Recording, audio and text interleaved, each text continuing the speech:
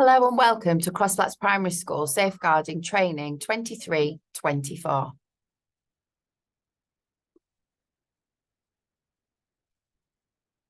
Safeguarding is everybody's responsibility in our school, regardless of your roles or responsibilities. It's everybody's role to make everybody safe in our school. I am the DSL, the lead DSL, Nicola Bennett. We have Rebecca Petrie, Laura Barker, Richard Atkins, Laura Reynolds, Gemma Craven, Joe Cattell, and Mark Lee for our after school club. We are all highly trained DSLs in our school. So what is safeguarding versus child protection? Safeguarding, the definition of safeguarding, has been expanded to specifically mention mental and physical health. Safeguarding and promoting the welfare of children is defined for the purposes of this guidance as protecting children from maltreatment, preventing impairment of children's mental and physical health or development, ensuring that children grow up in circumstances consistent with the provision of safe and effective care, and taking action to enable all children to have the best outcomes. Child protection is a specific part of the safeguarding process. It focuses on protecting individual children identified as suffering or likely to suffer significant harm. This includes child protection procedures, which detail how to respond to concerns about a child. Risk assessment. We have a suite of risk assessments in our school, and they are saved electronically on SmartLog. Should you ever require a risk assessment of anything, please contact our school business manager, Katie Sugden. If you have any concerns about any risk assessment, either for yourself on behalf of the whole school, please speak to myself or Mrs. Sugden. When we go on any trips, these must be fully risk assessed by the lead teacher and completed for any additional needs, and they must have an individual risk assessment. All school trips must be uploaded onto Evolve at least 2 weeks before the visit. Medical needs. Our admin team are working hard to gather and collate all the information about every pupil with additional needs onto our SIMS system. If you have any pupil information or care plans for pupils in your class, please make sure you give these to the admin team. We have everything centralised, and you will have your own class folder. Only administer prescription medication following direction from parents. There must be a completed and signed form from parents held centrally in the office. We are unable to administer paracetamol unless it's prescribed and parents have signed. When giving medication, please make sure there are 2 adults there witnessing it at all times and countersign that dose of medication. EpiPen and asthma training at lunchtime is going to take place on October the 5th, 2023. A rota will be sent out. Emergency inhalers and EpiPens are stored in the main reception, the new yellow porter cabin. Medical bags and care plans are there for every child. Of course, each child who needs an inhaler and an EpiPen should have them in the classroom, or if you're out and about with you when you are out on a trip, or if you're in Dingley Dell, for example. First aid. We have a number of first aid trained staff. Please seek first aid if you are in any doubt about a pupil, particularly if it's a head bump. Head bumps must be issued as well with a form completed. If first aid is given, a record must be sent home so that families know what's happened during the day, and a copy kept in the school. It's usually important to also ring the families and just explain, especially for our younger children who might forget to get the note out of their bag. If you are ever in doubt and it might be a serious injury, please seek the support of SLT immediately. The admin office must keep a record of all reportable injuries. Any hospital or significant injuries must be reported on Revo to Jane at main reception, and please inform Katie Sugden, our business manager. If any of the medical supplies of the first aid kits are running low, please inform the admin team and they will be sure to replenish it. Mental health is taken just as seriously as physical health in our school. Therefore, it is really important that we also have mental health first aiders in our school, and they can provide lots of strategies which you can use to help support our children in school so they can go on and access their day just as if they'd hurt themselves physically, that we know how to support our children mentally with their well-being. So, procedures and policies. So we look for signs of abuse and neglect. We are all fully trained in what those signs of abuse and of neglect might be. So we will be looking for changes in demeanour of our children. We will be looking for physical signs. Are they coming in clean and tidy? Are they coming in well fed? Is their hair washed? Do they look unkempt? Are their clothes too small? Have they become withdrawn? Are they being particularly over exuberant? Are they reluctant to go home at the end of the day? Are they reluctant to go home during holidays? Are they exhibiting inappropriate behaviours that's a real change in character? All those things. Are they stealing food? Are they gorging on food? Are they withholding food? There's all signs of that something's wrong, and we need to take note of that. Obviously, all the teaching staff have a CPOM account and everything is logged on CPOMs. The LSAs don't have CPOM logins, but should you ever have a concern, you can take that to one of the teaching staff and they will record it on CPOMs on your behalf. We have just updated our safeguarding policy, and this is included as part of this training in line with the new Keeping Children Safe in Education as of September 2023. We also require everyone to sign an annual declaration that they haven't committed a criminal offence, and we complete that rolling programme of updates. This needs to be completed in the next week at school. We obviously also provide a termly update on any safeguarding updates that we feel necessary to give you. So, how do we handle a safeguarding concern at Cross Flats? If you have any concerns about a pupil, these must be reported. Do not wait until break time, lunchtime, end of the day. Report it immediately to a DSL. Report what you have seen or what you've heard, or if a child has made a disclosure. It could be part of a jigsaw piece that you just don't know about. So it's really important that you make this an absolute priority. We are trained how to respond. It's never a stupid question. We would much rather know than not know. All of our concerns are recorded on CPOMs. As I've just said, on the same day they are observed. Document all the information that you have got in as much detail as possible. Paper-based notes are really, really useful, and we keep all of them. CPOMs are accurate and factual. We keep emotion out of CPOMs. It is really important if a child makes a disclosure to you that you take the time to listen to that child. That child could have been working up the courage to go speak to you for weeks, months. So if somebody says they need to speak to you, it's really important that you take that very seriously and you make it your first priority to listen. I always think of TED. So you can use words like tell me about, explain, describe that to me. We do not ask leading questions. So remember TED. Tell me about that. Explain that to me. Describe that to me. Okay. We do not ask leading questions. And also, we never, ever tell a child. We will keep it as a secret. We are honest with the children because they need to trust us. And you would say that you are going to have to go and tell somebody else who is going to get the child help. And then go back to the child and tell the child what we've done and that they are safe and everything is being dealt with. Okay. Do not say that everything's going to be okay because we do not know that. We need to be honest with the children in an age and stage appropriate manner. You are yourself absolutely entitled to call the police if you wish, if you feel that there is a major safeguarding problem. You are also able yourself to directly call social services. However, it's usually better to inform a DSL because we have much more information around a family than you might have. So it is easier to do so. But should you ever wish to make a phone call yourself, you are absolutely entitled to do that. Okay, so statutory documents that we all are governed by, that we run our school by, are Keeping Children Safe in Education 2023 and Working Together to Keep Children Safe, updated 2018. Everybody must have read part 1 and Annex A and sign in the main reception to say that you have done this by September the 15th. Main changes to Keeping Children Safe in Education this year are around filtering, children absent from education, recruitment. So filtering are our filtering systems in school that we use for our IT. So we have very robust systems in our school. The keystrokes are monitored.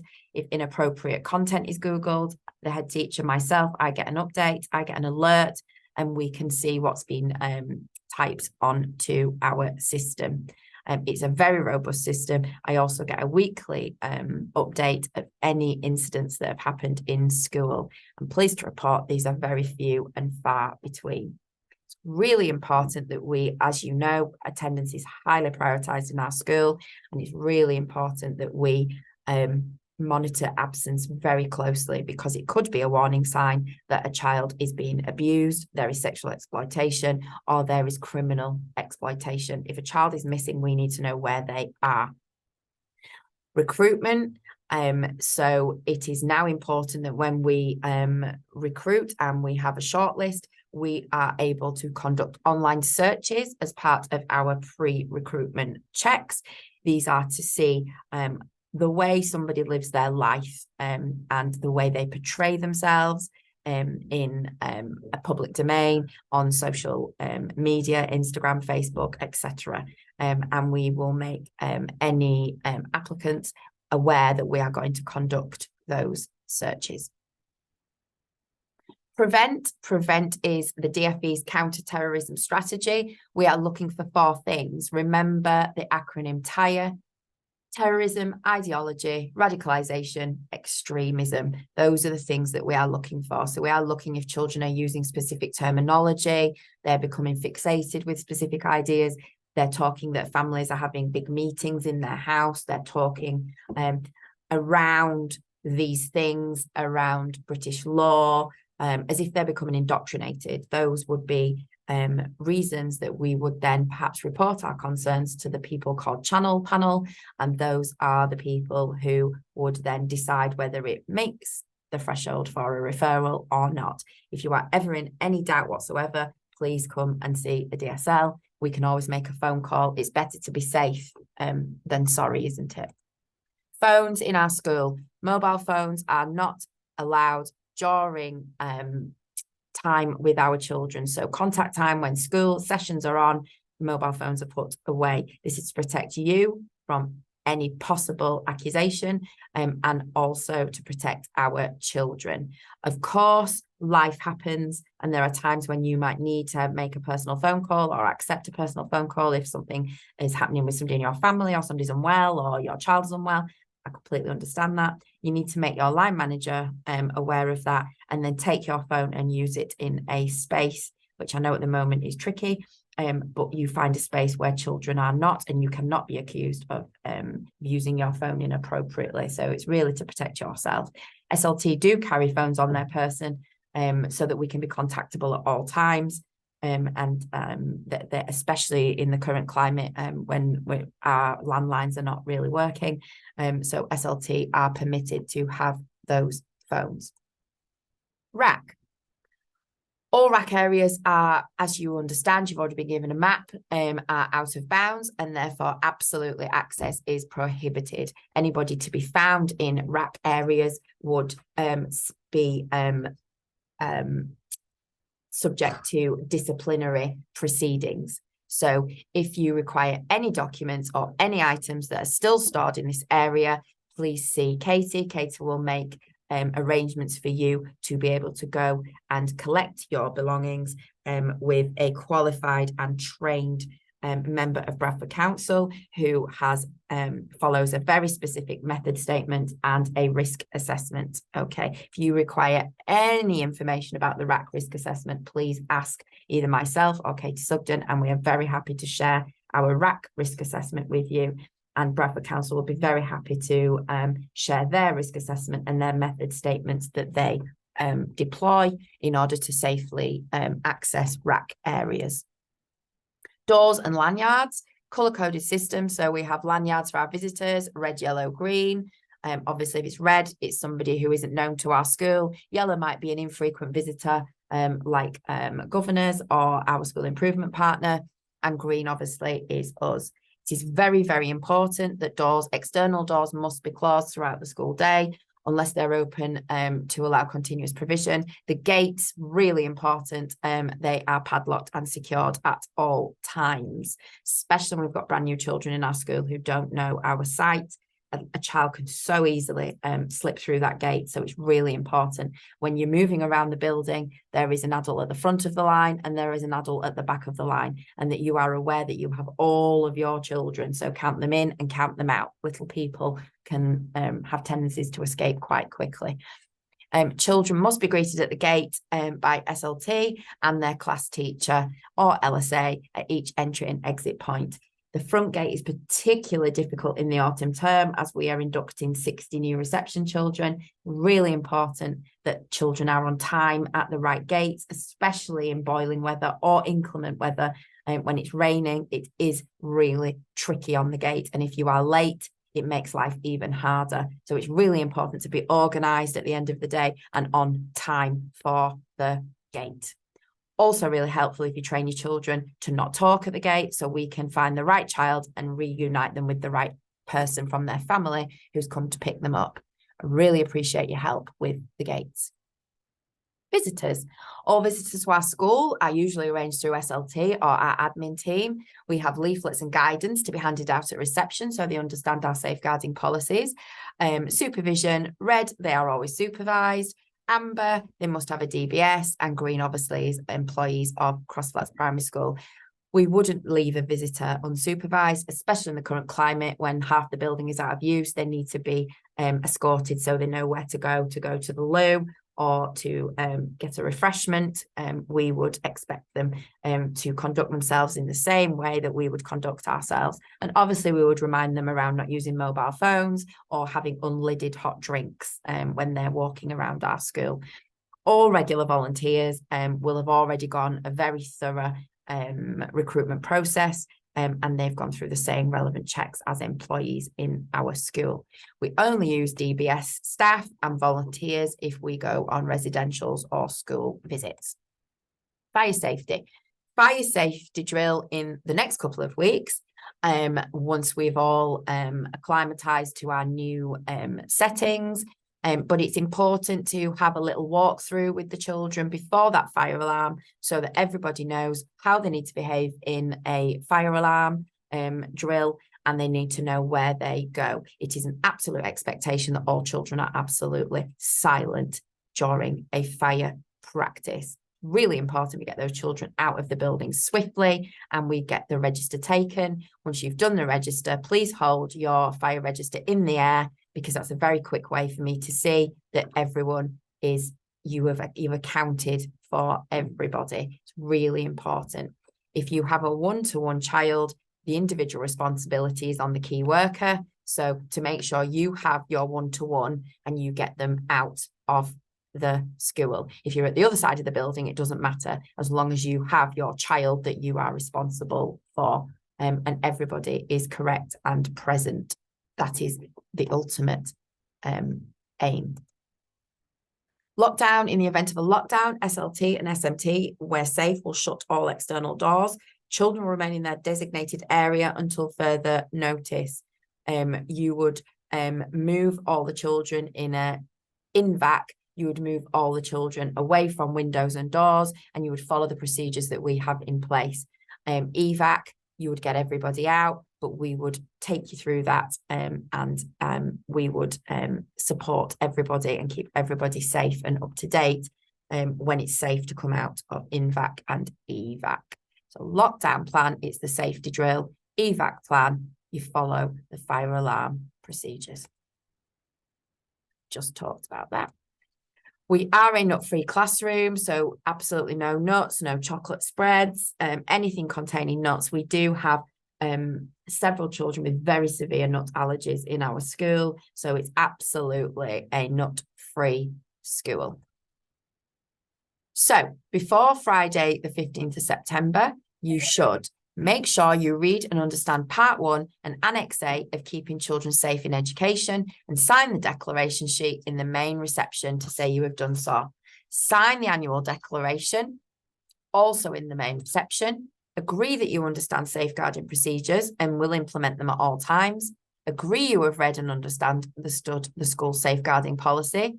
Please sign the attendance register, which also confirms that you understand your responsibilities with regard to safeguarding at Cross Flats Primary School.